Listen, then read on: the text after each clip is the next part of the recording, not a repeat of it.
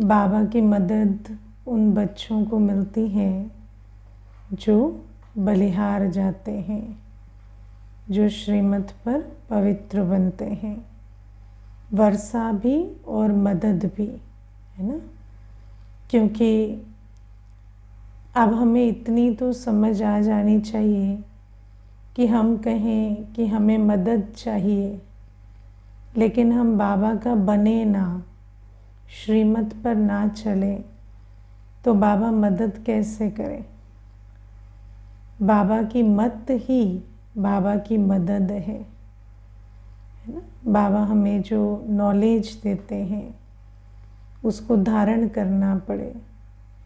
बाबा जो हमें योग की शक्तिशाली विधि सिखाते हैं तो बाबा को याद करना पड़े। बाबा जो हमें पवित्रता की श्रीमत देते हैं उस पर चलना पड़े। और बाबा जो सेवा के लिए कहते उसको भी बाबा की आज्ञा को मानना पड़े। नहीं तो बाबा की मदद कैसे मिलेगी। क्योंकि सबसे बड़ी बात है कि जो भी आज भाग्य बिगड़ा है वो तो कर्मों अनुसार बिगड़ा है, और बाबा की श्रीमत है कर्मों को, कर्म का खाता चुक्त करना, पुराने विकर्मों का खाता चुक्त करना, और फिर नया पुण्य का खाता जमा करने के लिए विधि बाबा बता रहे श्रीमत से, है ना। श्रीमत क्या है? याद से पुराने विकर्म विनाश करो, धारणा से प्योरिटी के आधार से नए विकर्म ना बने, और सेवा के आधार से पुण्य का खाता बने। अगर हम विधि को ही नहीं अपनाएंगे तो मदद कैसे मिलेगी, है ना। क्योंकि बाबा भी तो कर्म के सिद्धांत से बंधायमान है, तो ये हमें समझना पड़ता है। और बाबा हमें कहते हैं सबसे पहली चीज़ है ज्ञान की धारणा।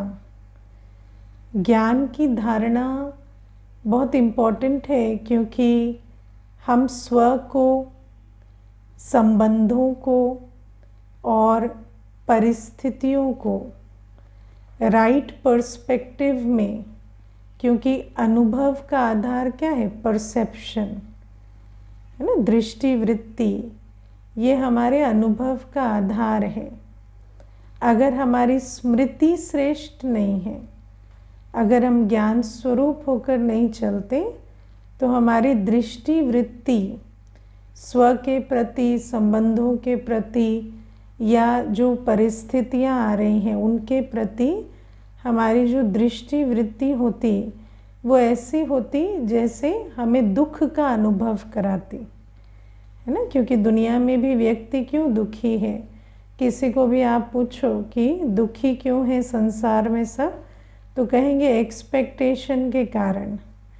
लेकिन एक्सपेक्टेशन क्यों है? क्योंकि जो हमने रावण मत पर जो समझा है, विश्व इस सृष्टि नाटक के बारे में, रावण मत पर हम क्या समझते हैं कि मैं ये बॉडी हूँ और मेरे संबंध मेरे हैं, और हर परिस्थिति जो है वो परफेक्ट होनी चाहिए, है ना। सफलता की निशानी क्या है? हर परिस्थिति परफेक्ट होनी चाहिए, संबंध मेरे हैं तो वो मेरे हिसाब से चलने चाहिए, और मैं ये देह हूँ। तो जो रावण मत पर हम इस प्रकार से समझते आए हैं, चलते आए हैं, अगर हम अभी भी उस प्रकार से चलेंगे तो फिर बाबा कहते हैं तुम हर्षित कैसे रहेंगे, वो तो पॉसिबल ही नहीं है। इसीलिए सबसे पहले ज्ञान की धारणा करनी पड़ती है। ज्ञान की धारणा क्या है? बाबा हमें ये समझाते हैं सबसे पहले कि तुम एक आत्मा हो, है ना। इस शरीर से जो भी कर्म कर रही हो वो तुम कर रही हो, तुम मालिक हो। तुम्हारा मन बुद्धि है, मन बुद्धि को तुम मालिक जैसा चलाना चाहो वैसे चला सकते हो। पहले तो हमें पता ही नहीं था कि परिस्थितियों और व्यवहारों से हम अपने मन बुद्धि को न्यारा भी कर सकते हैं। लेकिन बाबा ने हमें ज्ञान दिया कि तुम्हारा अनुभव जो है वो तुम आत्मा स्वयं ही क्रिएट करती हो। तो तुम्हारा मन है, तुम खुशी के संकल्प चाहो तो खुशी के क्रिएट करो, दुख के चाहो तो दुख के करो, उसमें किसी का कोई है ना कुछ उसमें लिंक नहीं है। तो बाबा ने हमें शरीर का मालिक बनाया। बाबा ने हमें बताया कि शरीर की आयु, शरीर का स्वास्थ्य भी आत्मा की मन की स्थिति को डिस्टर्ब करे, ज़रूरी नहीं। हम तो पहले सोचते थे शरीर और आत्मा ऐसे हैं, है ना, लेकिन अब बाबा ने अलग अलग बताया कि शरीर अलग है, आत्मा अलग है। तो चाहे शरीर कैसा भी है, तुम आत्मा जो है वो सुख स्वरूप, शांत स्वरूप रह सकते हो, तुम्हारा ओरिजिनल गुण है। तो सबसे पहले तो ज्ञान धारण करना पड़े कि खुशी, सुख, शांति ये मेरी अपनी चीज़ है ना। फिर बाबा ने हमें बताया कि जो संबंध हैं, संबंध तुम्हें सुख देने के लिए नहीं आए हैं। हम पहले क्या सोचते थे, संबंध सुख देने के लिए है, लेकिन अब हमें क्या समझ में आया कि हम आत्मा अपने 84वें जन्म में हैं। तो संबंध, परिस्थितियाँ और देह हमारे कर्म बंधनों का, हमारे नेगेटिव कार्मिक अकाउंट का मैनिफेस्टेशन है ना। जो भी हमने 63 जन्म में जो भी विकर्म बनाए हैं, वो विकर्म किस रूप में हमारे सामने आते हैं, स्वास्थ्य, संबंध और परिस्थितियों के रूप में। तो इसीलिए अब हमें संबंधों में सुख ढूंढना, संबंधों में मान शान ढूंढना, संबंधों में इज्जत ढूंढना, संबंधों में प्यार ढूंढना, ये और नहीं करना है, क्योंकि अब हमें सब चीज़ों का स्वरूप समझ में आया है कि ये जो 63 जन्मों के हिसाब किताब हैं वो देह और संबंधों और परिस्थितियों के रूप में हमारे समक्ष प्रस्तुत होते हैं। लेकिन क्या हमारी बुद्धि में ये बात धारण हुई है? क्योंकि हम सुनते तो हैं ज्ञान, लेकिन हम फिर भी सोचते हैं कि वो फलाना तो फेसबुक पे बहुत अच्छी फ़ोटो लगाते हैं, उनके संबंध तो बहुत अच्छे हैं, हमारों में ही क्या कार्मिक अकाउंट सेटल हो रहे हैं, बाकी तो किसी के कोई कार्मिक अकाउंट नज़र नहीं आते हैं ना। तो हम फिर भी सोचते हैं कि ये जो बाबा कह रहे हैं, क्योंकि इसीलिए बाबा कहते हैं निश्चय, निश्चय बहुत आवश्यक है। अगर निश्चय नहीं है तो फिर हम पुरानी जो एक्सपेक्टेशन है उस आधार से चलते रहेंगे। मैं आपको एक इसमें बात बताती हूँ। एक बार एक बहन आई तो मुझे कहती कि मेरा डिवोर्स हो रहा है और ऐसे ऐसे अपने जीवन के बारे में कुछ बातें उसने बताई। तो मैंने भी उसको जो भी बाबा की श्रीमत थी सुना दिया। फिर वो गई, उसके बाद उसने मुझे फेसबुक पे ऐड किया, है ना। तो मैंने भी रिक्वेस्ट हाँ की। उसके बाद देखा तो उसकी तो जिसके साथ वो कह रही, जिस भाई के साथ उसका डिवोर्स हो रहा है, उसी के साथ कल की भी फ़ोटो है, परसों की भी है, उससे पहले की भी है। वो खाली फ़ोटो ही फ़ोटो इतनी, और वो भी खुशी खुशी की फ़ोटो। तो मैंने सोचा पता नहीं मैंने ठीक से सुना नहीं, किसी और की बात बता रही थी, या मैंने सोचा कि शायद इनकी बात है, या मेरे समझने में भूल हुई, लेकिन ऐसा तो नहीं लग रहा कि इनका डिवोर्स हो रहा है। तो फिर मैं ठीक है, वो बात ख़त्म हो गई। फिर उसके बाद 2-3 दिन के बाद वो फिर आई। फिर मैंने उनको कहा आपने मुझे उस दिन यही कहा ना कि आपका अपने युगल के साथ डिवोर्स हो रहा है, if I am not wrong, क्योंकि हो सकता है मैंने गलत सुना हो। तो वो कहती हाँ दीदी ऐसा ही कहा। तो मैंने कहा पर मैंने आपकी फ़ोटोज़ देखी, वो तो जैसे हर दिन आपकी बहुत अच्छी फ़ोटोज़ लगी हुई है, ऐसा नहीं लग रहा कि आपके संबंध में कोई तनाव है। तो कहती नहीं वो मैं आपको बताती हूँ, एक्चुअली क्या है घर में किसी को बताया नहीं है। तो अभी हम रहते तो अलग अलग हैं, लेकिन हफ्ते में एक दिन मिलके 14-15 फ़ोटो खींच लेते हैं। तो वो मैं रोज़ डालती रहती हूँ ताकि सबको लगे सब कुछ नॉर्मल है, लेकिन ये सिर्फ दूसरों के लिए, बाकी हमारा तो संबंध ठीक नहीं है। तो मैं ये विचार कर रही थी कि क्या सभी की फ़ोटो ऐसे ही लगी हुई है या क्या, क्योंकि दूसरे तो भ्रमित हो रहे हैं कि शायद इन्हीं की जीवन अच्छी चल रही है, हमारे में ही प्रॉब्लम है। लेकिन बाबा कहते हैं ये जो ज्ञान मैं तुम्हें देता हूँ ना, कि तुम एक आत्मा हो पहली बात, और सबसे बड़ी बात तुम अभी अपने 84वें जन्म में हो, और 63 जन्म के तुम्हारे कर्मों के हिसाब किताब है, और वो हिसाब किताब तुम्हारे समक्ष शारीरिक मानसिक स्वास्थ्य व्याधि है ना, या संबंधों में जो प्रॉब्लम्स आती हैं, या परिस्थितियाँ, चाहे फाइनेंशियल हो चाहे लीगल हो, जो भी परिस्थितियाँ हैं उस रूप से वो सब व्यक्त तो हो रहे हैं। तो बाबा हमें कहते हैं इस बात को भूलो मत, इस भ्रम में नहीं रहो कि ये शरीर सुख देने के लिए है, ये संबंध सुख देने के लिए है, परिस्थितियाँ सुख देने के लिए है। नहीं, ये तो कर्मों के हिसाब किताब हैं जो हमें चुक्त करने हैं। लेकिन जब इनको चुक्त करना है तो बाबा हमें कहते हैं चुक्त कैसे करना है, तो चुक्त तुम्हें करना है योग बल से, पवित्रता के बल से, पुण्य के बल से। तो इसीलिए जैसे जिसको ये समझ आ जाता है कि मेरे सिर पर बहुत सारा लोन है, वो क्या करता है, कमाई पर ध्यान देता है ना। सर पकड़ के बैठेगा तो क्या होगा, जो समझदार है वो लोन का पता चलता है तो कमाई पर ध्यान देता है। तो बाबा कहते हैं इस संगम युग में तुम्हें क्या करना है, तुम्हें मेरी श्रीमत के बल से, याद के बल से, प्योरिटी के बल से, और तुम्हें पुण्य का खाता जमा कर इतना शक्तिशाली स्वरूप में स्थित रहना है कि तुम इन सारी चीज़ों को चुक्त कर सको, है ना। और बाबा हमें कहते हैं ये तो हुई आत्मा की बात। देखो अभी पीछे एक माता आई थी तो मुझे कहती मुझे ना ये जो आप लोग कहते हो पुनर्जन्म होगा और पुनर्जन्म होता है, ये सुनकर ऐसा लगता है मैं अपने सर के बाल नोच लूँ। तो मैंने कहा क्यों ऐसा लगता है, तो कहती मुझे बिल्कुल अच्छा नहीं लगता कि इसके भी आगे जन्म होंगे, इसके भी। मुझे बहुत गुस्सा आता है ये सुनकर। मैं सोचती हूँ हमें सबको चले जाना चाहिए यहाँ से, इतनी प्रॉब्लम है, इतनी प्रॉब्लम है।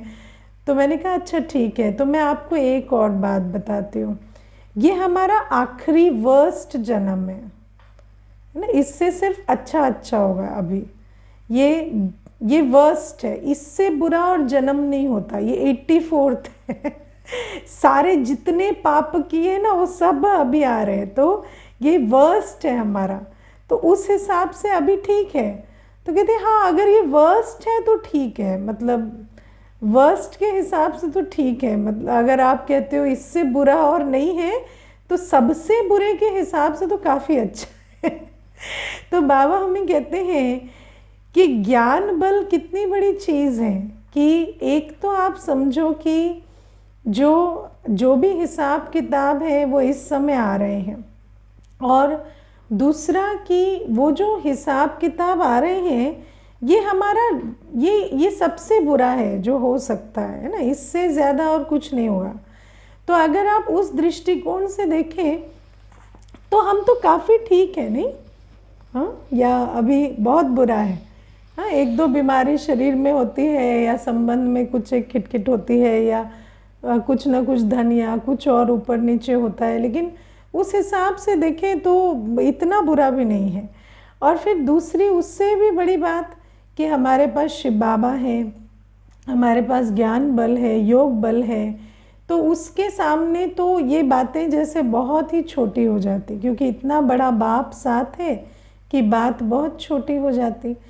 तो बाबा कहते हैं कि तुम्हें मैंने ज्ञान दिया, उस ज्ञान को धारण करो, है ना। ऐसा नहीं सबको सुना रहे हैं कि ये हमारा 84वां जन्म है, लेकिन खुद समझ में ही नहीं आ रहा है कि 84वां जन्म मतलब क्या।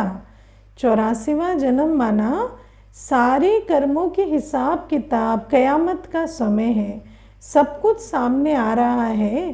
तो उस हिसाब से क्या हम जो परमात्म शक्ति हमें मिल रही है, श्रीमत पर चलकर जो बाबा हमें शक्तिशाली स्वरूप बनाने का वरदान दे रहे हैं, क्या हम उस वरदान को ले रहे हैं, या हम इन्हीं बातों में चल रहे हैं कि मेरे साथ ये हो रहा है, मेरे साथ वो हो रहा है।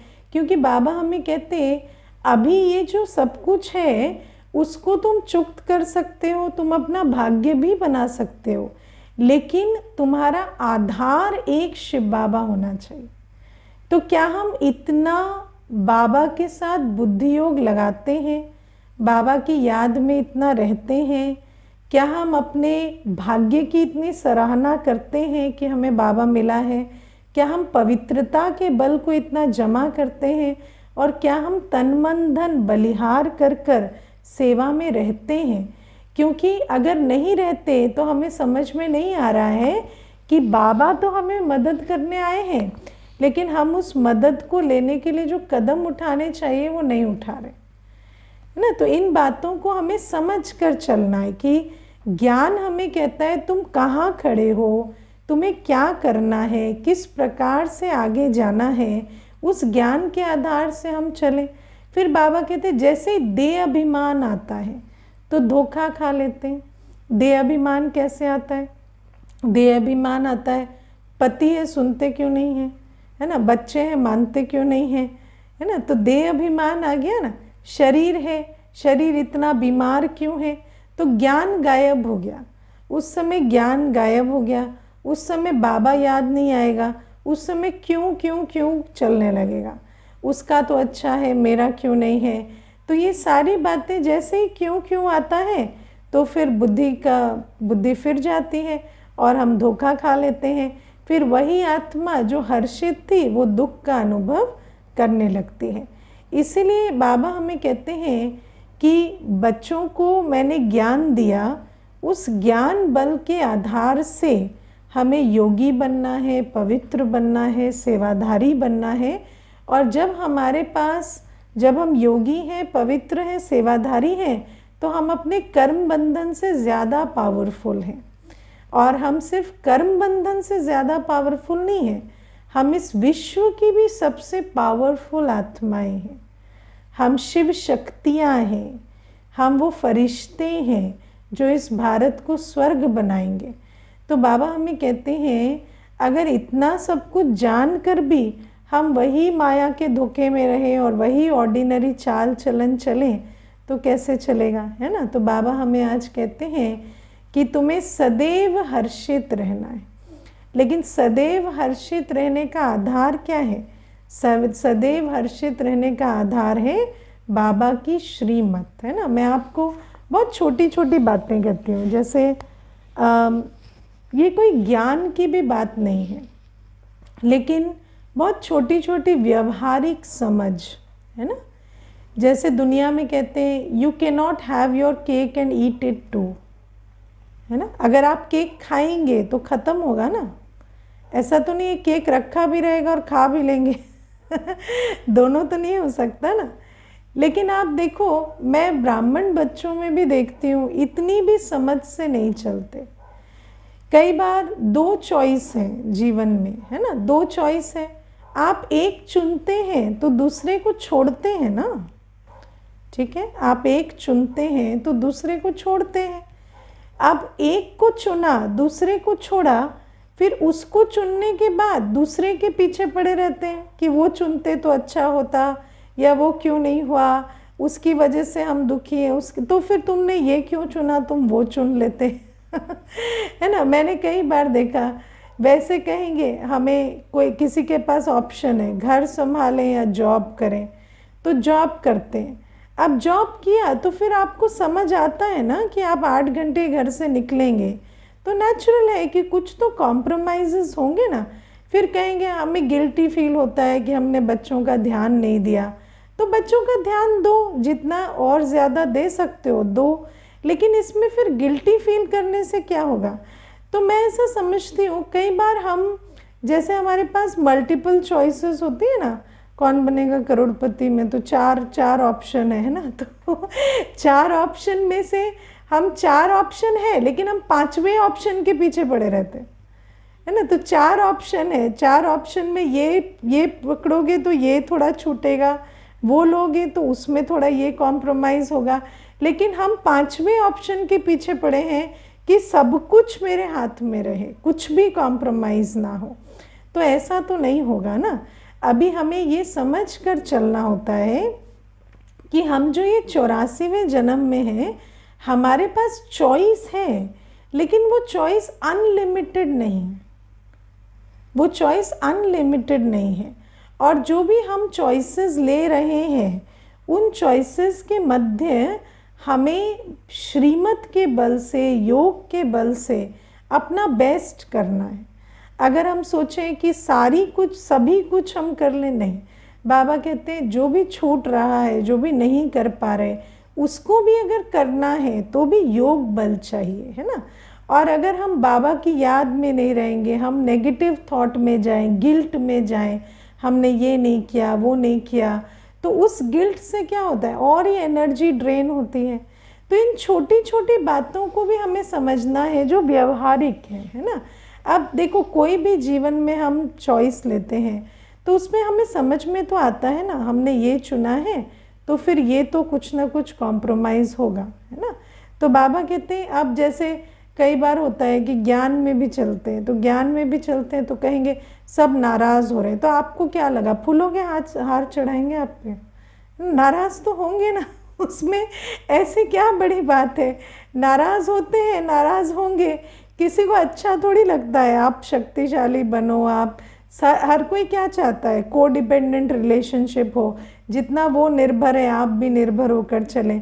तो आप शक्तिशाली बनेंगे तो कोई फूल के हार नहीं चढ़ाएंगे, लेकिन उस बात को हम अपनी परेशानी क्यों बनाते।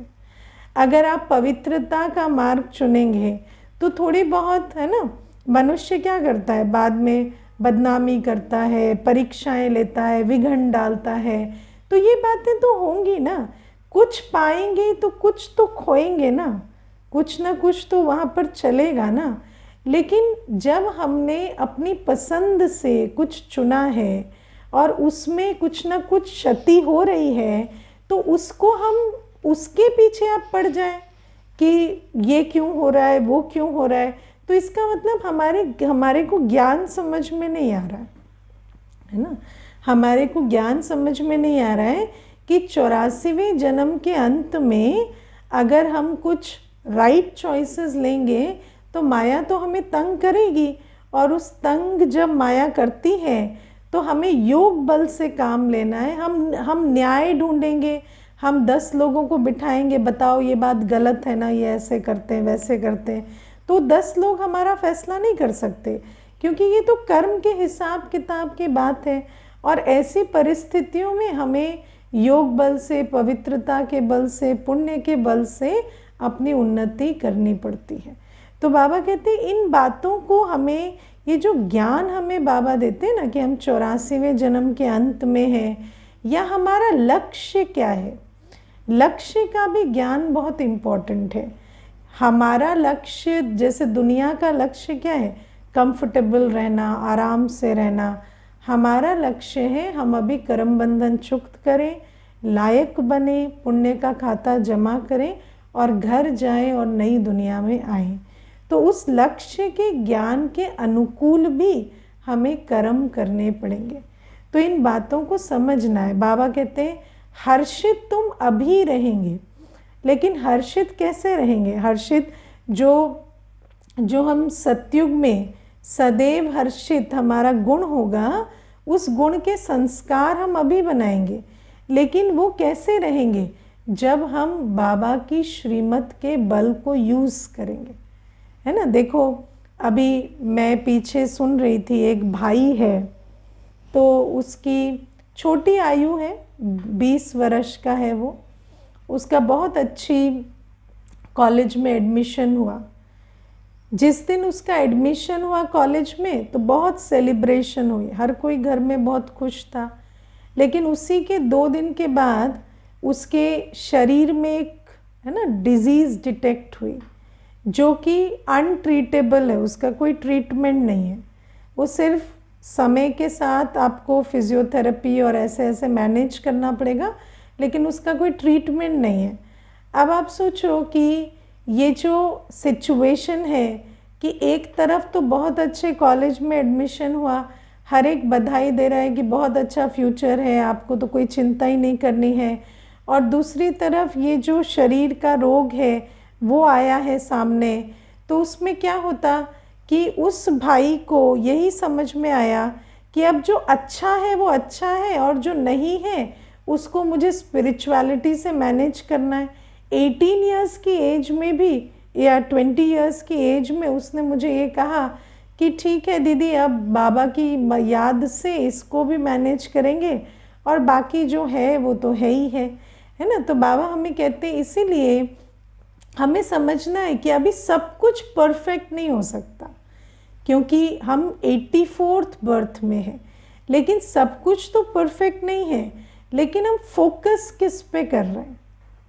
क्या हम उस पे फोकस कर रहे हैं जो थोड़ा सा बिगड़ा हुआ है, या हम ये समझ रहे हैं कि ठीक है ये ठीक है, ये मेरा सपोर्ट है, और जो चीज़ें ठीक नहीं है उसको मुझे याद के बल से मैनेज करना है, और धीरे धीरे मुझे संबंध बाबा से इतना बढ़ाना है, मुझे श्रीमत से इतना बल भरना है कि जो ठीक है वो भी मेरा आधार ना रहे। क्योंकि जो ठीक है वो भी सदैव ठीक तो नहीं रहेगा ना, वो भी धीरे धीरे कहाँ जा रहा है? डिसइंटीग्रेटिंग फोर्स में जा रहा है ना। दुनिया में क्या है? विनाश लीला चल रही है। तो धीरे धीरे जो ठीक है वो भी धीरे धीरे कोलैप्स हो रहा है।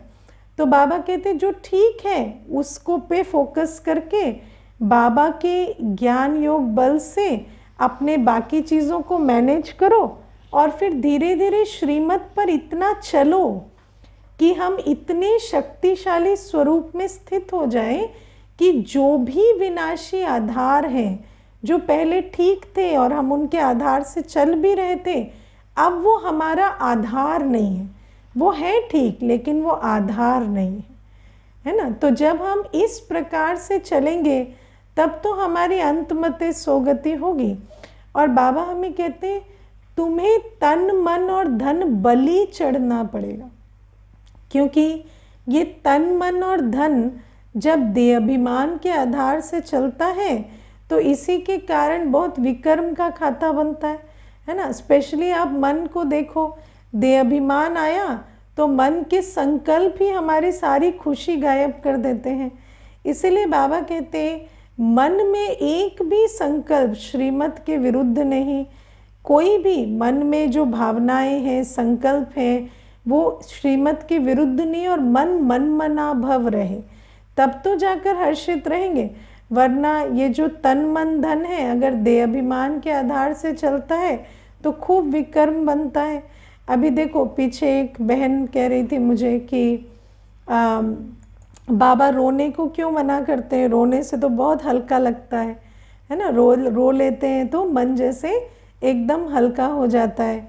तो मैंने उसको कहा वो तो शराब पीने से भी हल्का हो जाता है, तो क्या शराब भी पी लें क्या करें, है ना। तो ये जो मन है, जब हम कहते हैं ये फील होता है, ये अच्छा फील होता है, अच्छा फील होना अच्छा होना नहीं होता। कोई चीज़ अच्छी फील होती है इसका मतलब वो अच्छी है ऐसा नहीं है। फीलिंग्स बहुत डिसेप्टिव होती हैं, मन माया के प्रभाव में है ना, तो फीलिंग्स ही हमें धोखा देती हैं। इसीलिए बाबा कहते हैं ज्ञान के आधार से चलो, मन के आधार से नहीं। ज्ञान क्या कहता है? ज्ञान कहता है रोने की कर्म की गति ठीक नहीं है। अब जब हम रो रहे हैं तो रोते रोते हम क्या कर रहे हैं? अरे मेरा तो दुर्भाग्य ऐसा है, मेरे साथ तो ऐसे हुआ वैसे हुआ।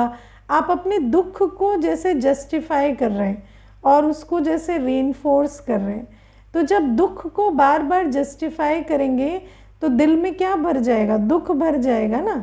फिर वो दुख भरी दिल क्या करेगी? दुखी होती रहेगी। इसीलिए हमें कर्म की गति को समझना है। जब बाबा कहते हैं, इसीलिए मन को श्रीमत के आधार से चलाओ, मन को फीलिंग्स में नहीं उलझने दो। ये अच्छा लगता है इसीलिए ये अच्छा है ना। कोई अच्छे से बात कर रहा है तो अच्छा है, अच्छा लग रहा है तो अच्छा है, नहीं।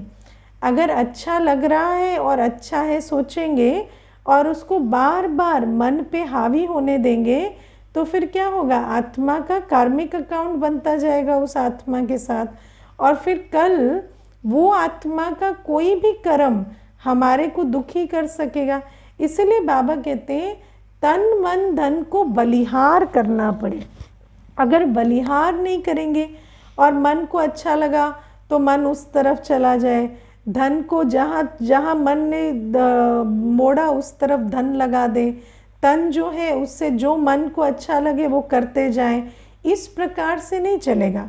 बाबा कहते ऐसे ही तो माया ने तुम्हें इतने दिन धोखा दिया और 63 जन्म पाप कर्म बनाए। तो बाबा कहते अब तुम्हें सरेंडर होकर चलना पड़ेगा, अब तुम्हें बाबा की श्रीमत पर चलना पड़ेगा, और श्रीमत पर चलेंगे तभी बाबा की मदद मिलेगी, क्योंकि श्रीमत है ही श्रेष्ठ कर्म करने की मत, और जहाँ श्रेष्ठ कर्म है वहाँ तो सुख हो सकता है, शांति हो सकती है। जहाँ कर्म ही विकर्म है वहाँ बाबा क्या करेगा, मदद, है ना। तो ये बातें बाबा हमें समझाते हैं, है ना। फिर आज प्रश्न है क्या हम ज्ञान में चल पड़े, उससे पहले की हुई गलतियों से हमारा बच्चे का ही खराब हो रहा है, तो श्रीमत को कैसे अप्लाई करें, योग का क्या रोल है इसमें। मतलब मैं समझी नहीं ये कि जो आपने पहले जो भी जिस प्रकार से आप बच्चे के साथ चले हैं तो बच्चे के ऊपर उसका असर आया है, राइट। और अब हम ज्ञान में तो चल रहे हैं, लेकिन अब हम क्या करें, है ना। तो अब आप गिल्ट में नहीं जाओ, अब पास्ट इज पास्ट करो, और बच्चे के प्रति अभी जो कर सकते हैं वो करो, है ना। देखो अभी मुझे याद है पीछे एक बहन फ़ोन की थी, तो मुझे कहती कि मम्मी जब ज्ञान में नहीं थी तो मुझे सारे दिन कहती थी कि तुम तो किसी लायक नहीं हो, तुम्हारा क्या होगा, किस प्रकार से होगा, तुम्हें कौन शादी करेगा, कौन तुम्हारे साथ घर बसाएगा, है ना। तो इस प्रकार से मेरे अंदर बहुत सारा इन्फीरियोरिटी कॉम्प्लेक्स जो है वो मम्मी ने भर दिया। अब मम्मी ज्ञान में आ गई है, लेकिन मैं तो उनको बिल्कुल हेट करती हूँ, है ना, क्योंकि वो इस प्रकार से वो मेरे साथ चले हैं। तो मैंने कहा वो तो ठीक है, पीछे की बात है, लेकिन अभी मम्मी क्या कहते हैं, तो कहते हैं अभी मम्मी कहती तुम आत्मा हो, तुम सर्वश्रेष्ठ हो, तुम ईश्वरीय संतान हो। तो मैंने कहा वो भी माँ ने कहा, ये भी माँ ने कहा, तो इसको भी मानो ना, फिर पीछे की बात पकड़ के क्यों बैठे हो। तो कई बार क्या होता है कि जब हम कुछ पीछे करते हैं, अब उसका असर वर्तमान में आ रहा है। अब इस समय हम जब हमारे पास श्रीमत है, शक्ति है, हमारे पास श्रेष्ठ भावनाएं हैं, हमारी संकल्प शक्ति भी शुद्ध है, तो हम गिल्ट में रहते हैं कि हमने पीछे तो ऐसा किया, अभी हम ऐसा क्यों नहीं कर सकते। नहीं, बाबा कहते सेकंड बाय सेकंड ड्रामा बना हुआ है, पीछे जो गलती की उसको फुल स्टॉप लगाओ, अभी जो है वो ठीक करो।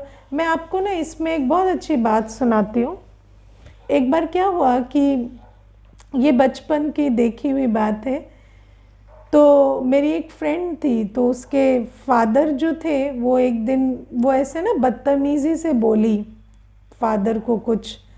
तो पिताजी कहते हैं कि तुम ऐसे बदतमीज़ी नहीं कर सकते मेरे साथ। तो उसने भी ना ऐसे पलट के बोल दिया कि हमने नहीं देखा क्या आप दादी के साथ कैसे बात करते हो, तो हमने भी देखा है, तो हम भी कर सकते हैं, ऐसी कोई बड़ी बात नहीं है, है ना। तो ऐसे कुछ करके कुछ बात हो गई। तो मैं भी वहीं पर थी, तो उसके पिताजी ने ना उसको ऐसे पकड़ा और बिठाया और उसको बोला तुमने ये देखा कि मैंने दादी के साथ क्या किया, तुमने ये नहीं देखा मेरे साथ जीवन में क्या हुआ, तुमने ये नहीं देखा बेटा, देखा ना। तो वो चुप रही। तो फिर पिताजी कहते हैं जो बुरा करता है उसके साथ बुरा होता है, अगर मैंने बुरा किया तो मेरे साथ बुरा हुआ, जो मैंने बाद में सीखा वो भी तो मैं तुम्हें सिखा रहा हूँ ना कि ऐसा नहीं करना, जो तुम्हारे साथ भी ये हो तो उसको भी समझो। मैं तुम्हें कोई चीज़ मैंने लेट समझी तो इसका मतलब मैं तुम्हें समझा नहीं सकता, ऐसा तो नहीं है ना। तो फिर उस टाइम पे बाद में जब हम बात कर रहे थे तो फ्रेंड कहती गुस्सा तो बहुत आता है लेकिन बात तो ठीक ही कह रहे हैं वो है ना, क्योंकि दादी के साथ ऐसा हुआ तो फिर प्रॉपर्टी के बंटवारे में भी कुछ नहीं मिला था और बहुत सारी प्रॉब्लम्स भी आई थी। तो हम इस बात को भी समझते हैं। तो जब हम कोई चीज़ कर लेते हैं, आज मुझे वो बात समझ में आई, तो हम ये ना सोचें कि आज हम परिवर्तन हो जाएंगे। तो कोई कहेगा 100 चूहे खा के बिल्ली हज को चली, है ना? नहीं, अगर आज परिवर्तन हुआ तो फिर आज उसको ओन करो। कोई आपको कहता भी है कि आप कल तो ऐसे कह रहे थे, आज ऐसे कह रहे हो, तो उसको कहो हाँ ठीक है, कल मुझे ऐसा लग रहा था, आज मुझे ऐसा लग रहा है। उसमें शर्मिंदा होने की कोई बात नहीं है। कल मुझे अक्ल नहीं थी, आज मुझे अक्ल आ गई है, तो क्या आज भी खोज छोड़ दें क्या? आज तो आ गई है ना, तो आज हम ऐसा करेंगे। तो इसमें इतना शर्मिंदा होने वाली कोई बात नहीं है। और वैसे भी देखो, देह अभिमान रखने से कुछ नहीं होगा। कर्म की गति ऐसी है, सेकंड बाय सेकंड कर्म बदलता है। तो अगर आज हम वो चॉइस नहीं लेंगे, पीछे के चक्कर में पड़े रहेंगे, तो पीछे के चक्कर में रहेंगे तो पीछे का पाप आज की भी शक्तिहीन अवस्था में परिणत हो जाएगा। तो इसको समझना है। दूसरी चीज़ है कि कभी भी अपने स्वमान से नीचे नहीं आना है। जब हम अपने स्वमान से नीचे आ जाते हैं ना, तो हम अपनी अथॉरिटी छोड़ देते हैं। देखो, भले ही कल मेरे से कुछ गलतियां हो गई, लेकिन अभी भी मैं माँ हूँ, वो बच्चा है, या मैं पिता हूँ, वो बच्चा है ना? तो जब वो बच्चा है तो आज भी मुझे ही केयर करना है। मैं सोचूं कि मेरा हक नहीं है केयर करने का, ऐसा नहीं। अपने हक को नहीं छोड़ो। जो आपका हक है, जो आपका फ़र्ज़ है, ठीक है, आपने कल पूरा नहीं किया, लेकिन आज भी आपका बच्चा उसी चीज़ को ढूंढ रहा है कि आज ये फ़र्ज़ मेरे प्रति पूरा करें।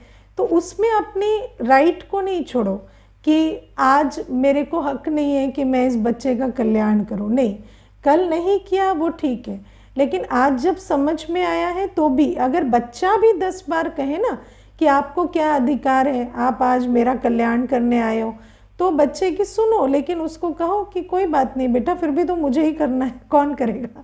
तो इस प्रकार से करके आपको अपना अधिकार नहीं छोड़ना है, अपनी जो ड्यूटी है वो उसको नहीं छोड़ना है। चाहे पीछे कुछ भी हुआ तो full stop and move on. ये full stop and move on, बाबा ने हमें कहा ना कि ड्रामा सेकंड बाय सेकंड बना हुआ है। अगर गिरे हैं तो उठो, नहीं गिरे हैं तो संभलो। ये जो बाबा ने अभी कुछ दिन पहले मुरली में कहा ना, हमें उन राहों पर चलना है जहाँ गिरना और संभलना है। तो अगर गिर गए थे तो अभी उठ सकते हैं तो उठो, और अगर नहीं गिरे हैं तो संभल के चलो। तो ये ऐसा ही रास्ता है। इसमें पीछे के गिल्ट को लेके आज चलेंगे तो नहीं होगा। और एनीवेज ये जो गिल्ट है, ये तो माया की चाल है ना, फील गिल्टी डू नथिंग, है ना? और गिल्ट के कारण अपनी एनर्जी और ही डिप्लीट करते जाओ, और करना धरना वैसे भी कुछ नहीं है। तो उस गिल्ट में नहीं जाना है। चाहे श्रीमत की बात है, चाहे व्यवहार की बात है, हर चीज़ में श्रीमत के बल से चलना है। चाहे लौकिक व्यवहार की भी बात है, उसके लिए भी बाबा हमें ज्ञान देते हैं कि कर्म की गुत्थी अगर अभी तक नहीं सुलझाई है, किसी के साथ संबंध बिगाड़ा भी है, तो अभी ठीक करो, उसमें शर्मिंदा नहीं हो, उसमें देह अभिमान नहीं रखो कि आज हम जाकर कहेंगे तो क्या सोचेंगे। ठीक है? ओम शांति।